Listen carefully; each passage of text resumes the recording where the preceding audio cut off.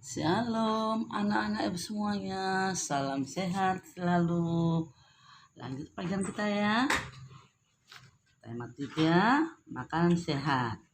Subtema 1, bagaimana tubuh mengolah makanan. Masuk ke pembelajaran yang kedua.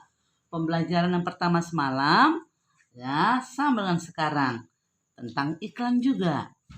Nah, iklan, apa tuh iklan? Itu berita atau pesanan untuk mendorong atau membujuk halayak, ya, halayak maksudnya manusia yang ramai atau manusia umum, ya. Lalu iklan ini biasanya dipampang di mana? Di media massa. Media massa ini contohnya ya seperti majalah, surat kabar, atau media elektronik, contohnya televisi. Ya, kalau televisi canggih sekarang sudah original, udah ada iklannya, bisa dilewatkan. Kayak kalau televisi biasa, ya iklannya berjalan. Kalau beda kalau diganti ke channel atau siaran. Nah, ya kalau TV-TV yang sudah canggih sekarang bisa dilewatkan iklannya seperti di HP, ya kan? Anak-anak ibu udah lebih tahu itu. Nah, itulah iklan ditampangkan untuk dilihat ya rakyat umum atau masyarakat umum. Jadi iklan itu bisa dipampangkan di media massa seperti surat kabar ataupun koran ataupun majalah. Nah, surat kabar atau koran sama, atau majalah atau buku-buku, ya. Nah, lalu televisi banyak iklan.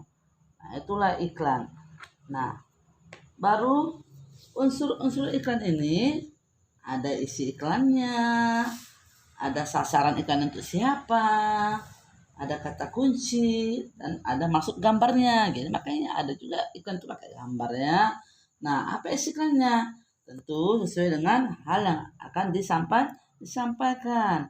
Sasaran iklan itu siapa? Kepada siapa iklan itu ditujukan? Tentu kepada manusia atau masyarakat umum atau halayak, ya.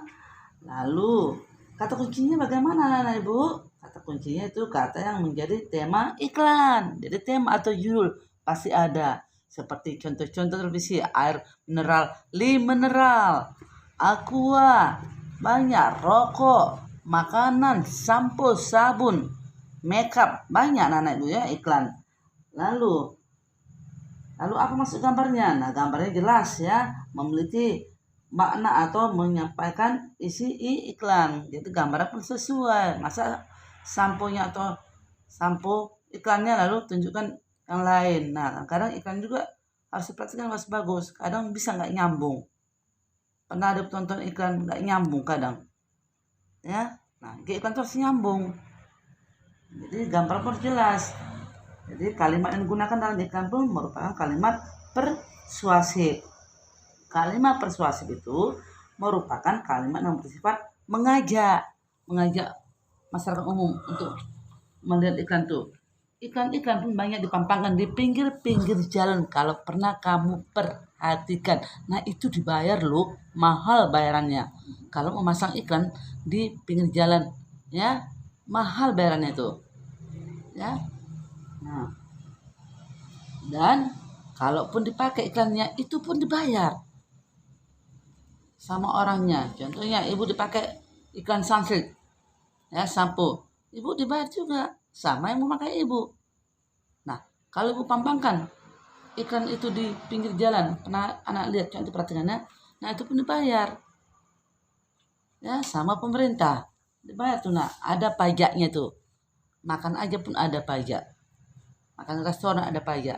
Nah, semua ada pajaknya, masang iklan pun ada pajaknya. Sudah. Jadi kalimat persuasif merupakan kalimat yang bersifat mengajak. Sudah.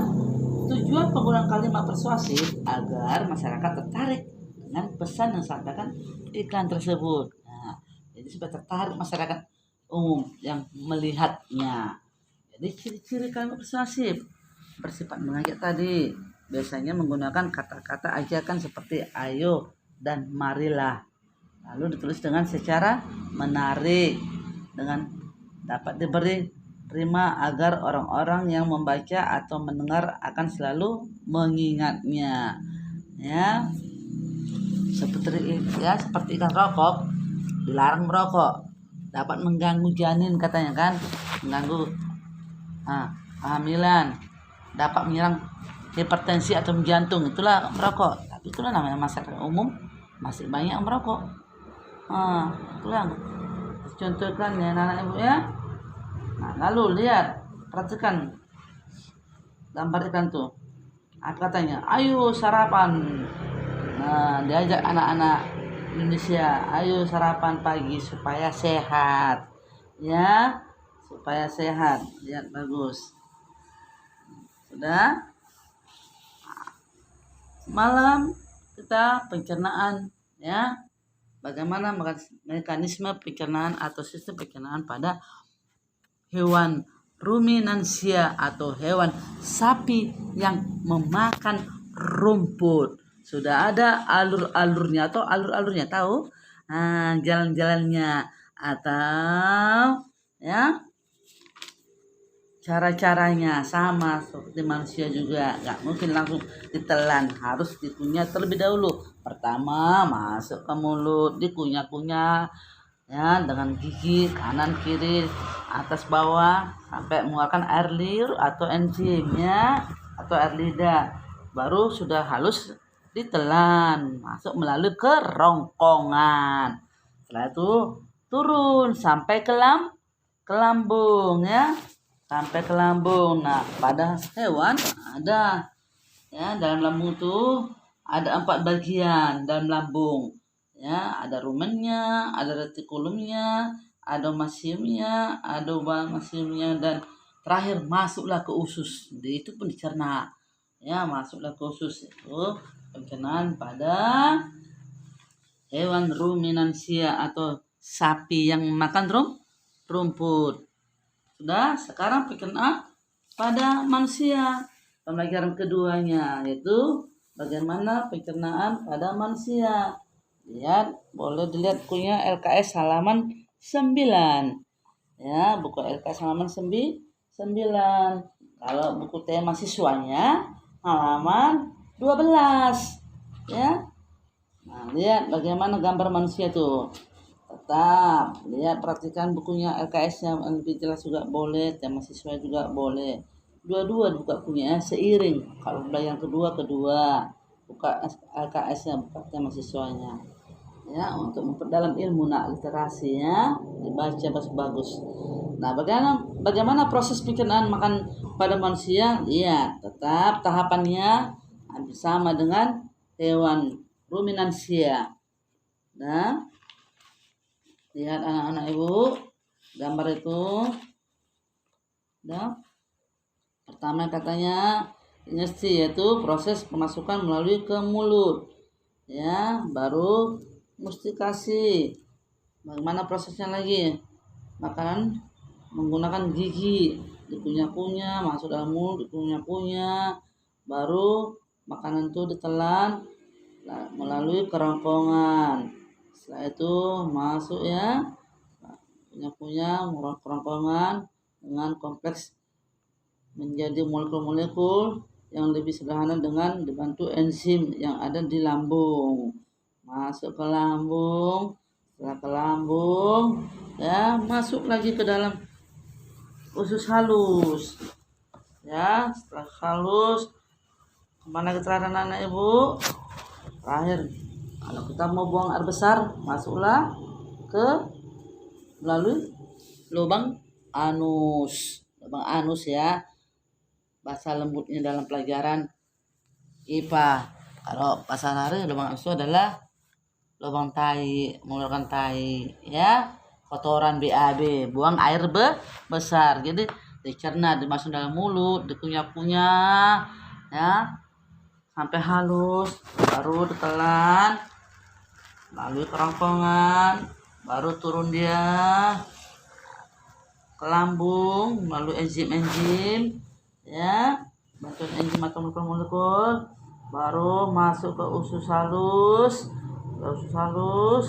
Masuk lagi dia kemana anak ibu? Sisa makanannya ya. Setelah disaring ya, baru masuk ya ke besar. Lalu kalau kamu BAB makanan tadi, lalu keluar melalui lubang anus ya, yaitu proses pengeluaran sisa makan melalui lubang anus. Itulah perkenan pada manusia ya, tidak jauh beda dengan perkenan pada hewan. Dan anak ibu tetap semangatnya dibaca. Bisa kamu lihat alurnya. Kalau sekarang hari Selasa pembelajaran yang kedua, nah besok ketiga. Begitulah anak-anak ibu pemakaian buku tema kita ya, tema siswa maupun pemakaian LKS. Karena anak ibu, jadi ada gambar-gambar situ anak ibu buat di video itu kamu baca bagus-bagus. Bisa kamu catat ya anak-anak ibu ya, apa itu iklan, apa itu bagaimana bentuk kalimat iklan ya, persuasifnya bagaimana, lalu bagaimana sistem pencernaan manusianya. Nah, dilihat alur-alurnya ya, ada tuh urutannya, nggak sembarangan. Ada makan langsung masuk ke lambung, tentu ada urutan dari mulut kerongkongan, terus ke lambung ya, baru ke usus halus, masuk ke usus besar, masuk akhir sisa makanan keluar melalui anus. Nah, ada tuh kan, boleh kamu catat anak ibu ya. Nah, itulah tugasmu nanti, catat sistem pikiran pada manusia itu. Dan anak ibu tetap semangat walaupun kita daring, biar sehat. Kalau kita semangat tentu sehat. Dalam tubuh yang sehat terdapat jiwa yang sehat. Tetap pakai aturan sarapan pagi. Ayo sarapan pagi supaya sehat. Jangan malas makan, nanti sakit lambung. Itu dia. Selamat belajar.